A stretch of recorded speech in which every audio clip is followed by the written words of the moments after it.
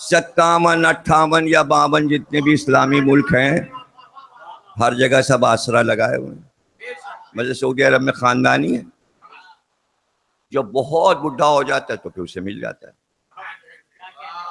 تو پھر دوسرا بڈھا جو کزن ہے، چچا زاد بھائی ہے، اسی میں سے آ رہا ہے. عبدالعزیز کی اولاد سے آل سعود. اب پتہ نہیں کس کا نمبر آ جائے، کس کا نمبر آ جائے. آسرے پر ہے معاملے. اسی طرح ہر اسلامی ملک میں یہاں پارٹیاں ہیں جمہوری، تو وہ آسرا لگائیں. تو مزاج کیا بنایا گیا؟ یعنی ہر آدمی یہ سوچے ایک دن ہم بھی بنیں گے. اور تھوڑے سے لوگ جمع کیے، پارٹی بنائی اور بینر لگا دیے، نعرے وارے لگوائے، ان کا بن گئی آئیے پارٹی میں ممبرشپ. بھائی اسی سہارے سے آپ بن سکتے ہیں.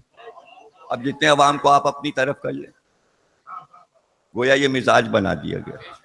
اب عرب میں یہ مزاج پیدا ہو گیا. جب یہ مزاج پیدا ہو گیا تو انہوں نے کہا کہ بھئی یہ سارے عرب کہنے لگے بھئی ہر قبیلے سے تھا وعدہ باری آنے کا، یہ معاویہ نے بیٹے کو کیسے یزید کو بنا دیا؟ آواز اٹھی، انہوں نے کہا بھائی کسی نے اپنے بیٹے کو نہیں بنایا، یہ تو اپنے بعد بیٹے کو کیوں بنا کے جا رہا ہے؟ لوگوں نے آ کے کہا بھائی یہ مسئلہ ہے، مزاج تو یہ بنا ہوا ہے کہ ہر قبیلے سے بنے، تم نے بجائے قبیلے سے چننے کے اب تم نے کر لیا راج، تم بیٹے کو بھی مسلط کر رہو. یہ تو عوام نہیں مان رہے. انہوں نے کہا مانیں گے، کیسے نہیں مانیں گے؟ کون کہتا ہے؟ ان کا فلاں. جاؤ اس کا منہ بھر دو، جاؤ اس کا منہ بند کرو.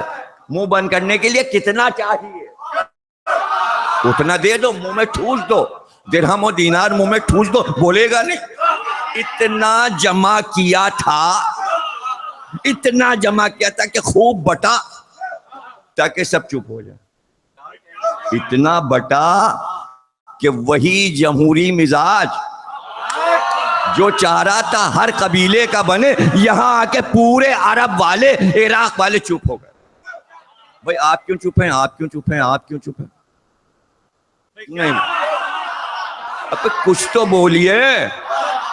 مسئلہ کیا ہے؟ اصول تو یہ بنا تھا نا کہ کوئی اپنے بیٹے کو نہیں بنائے گا، اگر بیٹے کو بنائے گا تو نسل میں آ جائے گا. یہاں مزاج یہ ہے کہ سب امیدوار ہیں، آپ کسی باہر والے کو بنائیے. چپ. آپ کیا کہتے ہیں؟ آپ کیا کہتے ہیں؟ آپ کیا کہتے ہیں؟ آپ کیا کہتے ہیں؟ آپ نہیں، ہم کچھ بھی نہیں کہتے. کیوں نہیں؟ ہمارا ایک اور بھی تو اصول ہے، وہ بتا دیجئے. کہنے کہ جب یہ سارے اصول بنے تھے تو ایک اصول یہ بھی بنا تھا کہ جس پر پوری جماعت متفق ہو جائے اس کے خلاف جو بولے گا وہ دائرہ اسلام سے نکل جائے گا، وہ خارجی ہو جائے گا. اچھا یہ اصول کب بنا؟ یہ تو پتہ ہی نہیں تھا، اب پتہ چلا. یہ یزید پہ آ کے اصول بنایا. اچھا اچھا اچھا، جماعت پر سب متفق ہو جائیں، ساری جماعت متفق، ایک بھی اگر اس کے خلاف بولے، ہم تو سب متفق ہو گئے نا، ہم یزید پہ متفق ہو گئے، ہم نہیں بولیں گے. اچھا تو کیوں نہیں بولیں گے؟ کیوں نہیں بولیں گے؟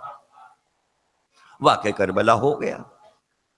واقعہ کربلا ہونے کے بعد انقلاب آیا، لوگ حکومت وقت کے خلاف ہو گئے.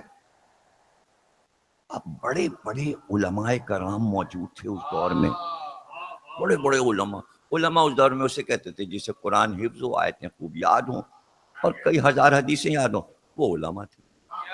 اب انہیں محدث کہہ لیجئے، عالم کہہ لیجئے، بہرحال قابل احترام تھے. تب تابعین کہہ لیجئے، وہ صحابہ کہ جنہوں نے ان صحابہ کو دیکھا جنہوں نے سرکار کو دیکھا، کہ پورا سلسلہ ہے، پھر ان کو جنہوں نے دیکھا وہ بھی قابل احترام ہو. عوام نے کہا ارے بھائی سب ناراض ہو گئے ہیں، یہ دیکھیے نا مدینے پہ حملہ ہو گیا ہے اور یہ دیکھیے کعبے پہ حملہ ہو گیا ہے، نواسے رسول سے. اب آپ کچھ تو علماء کرام بولیے. چلا اس زمانے کے بھی علماء کرام بعض مصلحتوں پہ بنا بڑے بڑے واقعات پہ چپ رہے تھے.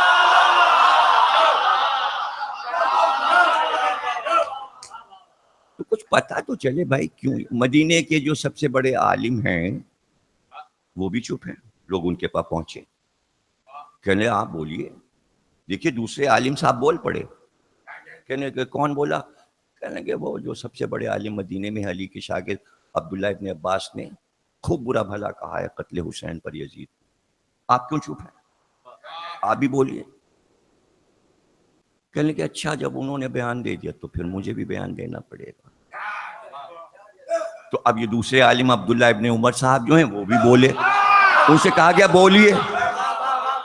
تو انہوں نے بیان دیا. انہوں نے کہا ہاں یہ بالکل غلط ہوا اور حسین کو شہید نہیں کرنا چاہیے تھا, حکومت وقت کو نہیں قتل کرنا چاہیے تھا. بیان دے دیا. وہاں سے وفاق سے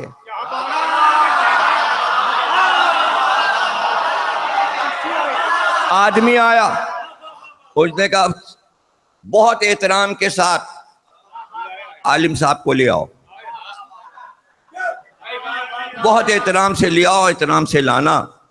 بلایا ہے. اچھا چلیے چلیے. حاکم وقت نے بلایا ہے. پہنچ گئے. بڑے احترام سے بٹھایا. یہ خیریت سے پہنچے. سفر اچھا کٹا آپ کا؟ ٹھیک ٹھاک. ہاں بھائی بہت تمہارا انتظام بہت اچھا تھا. سواری یہ جو آپ نے بیان دیا ہے ابھی مدینے میں, ہم نے اس سلسلے میں بات کرنے کے لیے بلایا ہے. تو کہا دیکھیے آئندہ کوئی بیان آپ کا نہ آیا آج کے بعد. اگر آپ نے اب بیان دیا تو میں خزانے سے صندوق منگواتا ہوں. اس میں ایک کاغذ رکھا ہے, وہ آپ کے ابا کا وصیت نامہ ہے. ہم نے خود نہیں کیا, جو آپ کے باپ نے وصیت کی تھی ہم نے. اور وہ صندوقچہ آ بھی گیا. قریبی تو رکھا تھا. تالا کھولا گیا اور وہ تحریر, یہ دیکھیے تحریر پہچان لیجئے. انہوں نے تحریر چومی اور تحریر چومتے ہی پڑھا.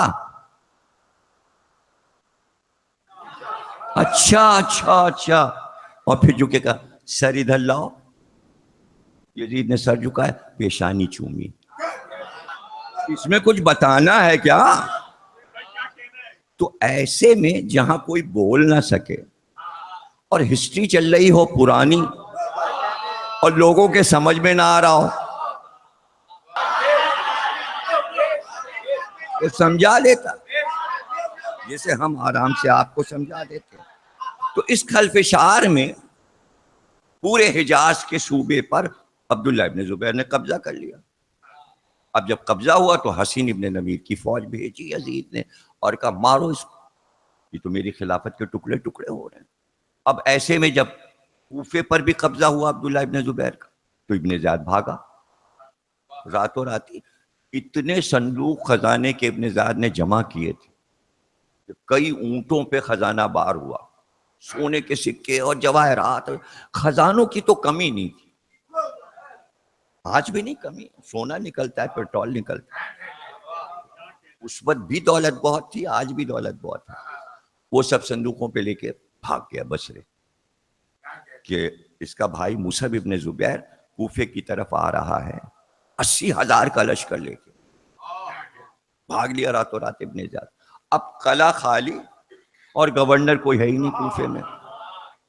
اب حالات جب ایسے پیدا ہو رہے ہوں, اب مختار تو قید میں تھے اس کے, ابھی بتاتا ہوں کہ آزاد کیسے ہوئے. لیکن اس وقت جب یہ بھاگا تو وہ طائف میں تھے. طائف سے چل کے آئے, کوفے پہنچے اور یہاں ابراہیم بن مالک اشتر سے ملاقات ہوئی.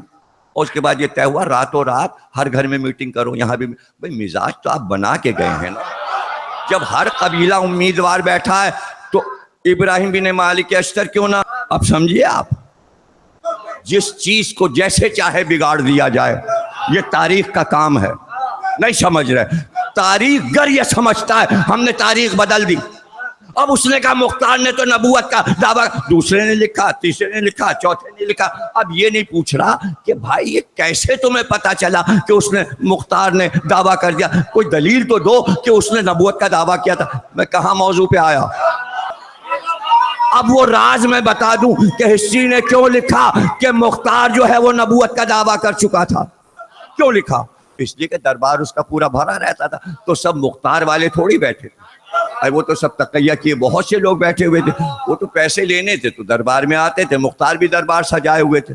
اب کچھ مکمل ایمان والے تھے، کچھ کمزور ایمان والے تھے، جو یہ دیکھنے آتے تھے ہو کیا رہا ہے، مختار کے آئیڈیاز کیا ہیں، یہ دربار میں کیا ہو رہا، اور کچھ سچے دل سے آتے تھے کہ مختار بہت اچھا کام کر رہے ہیں.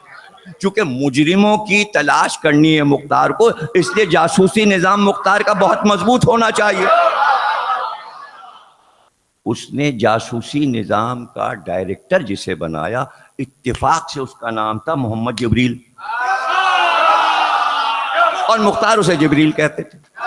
ارے بھائی جبریل ٹھیک ہو؟ اب دو طرح کے لوگ بیٹھے ہیں بھائی، نقشہ ذہن میں رکھیے.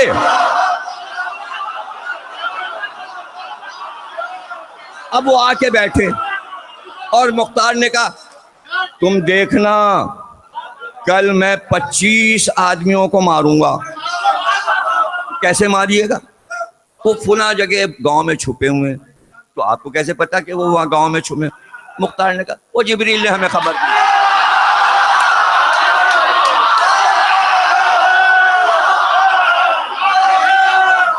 تم دیکھ لینا 10 دن میں ہرملہ پکڑا جائے گا. آپ کو مختار صاحب کیسے پتا؟ جبریل نے بتایا تھا. اب باہر نکل کے آپس میں کہنے لگے حکومت ملی ہے، دیکھا تم نے؟ نبوت کا دعویٰ کر رہا ہے، جبریل آتے ہیں اس کے پاس. وہ جبریل آئے تھے بتا گئے. دیکھا دعویٰ کر رہا ہے کہ اس پہ جبریل آتے ہیں. ان کو کیا پتا کہ CIA کا ڈائریکٹر جو ہے وہ جبریل ہے.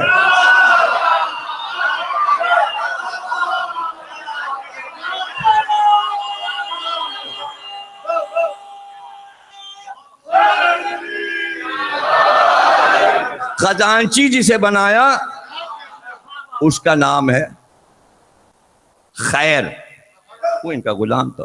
خزانہ اس کا وزیر خزانہ بنا. تو لاشیں تو وہیں پھینک دی جاتی تھی نالوں میں.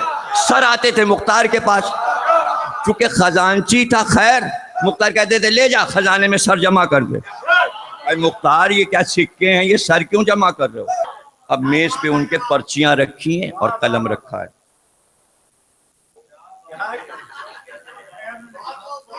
حسین ابن نمیل پرچی بنائی، سوئی سے تاگے میں بنایا، کان میں.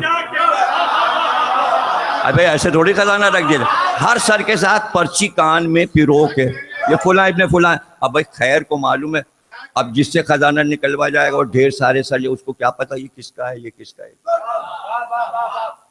اب وہ چھڑی لے کے اب سر انہوں نے لائن سے،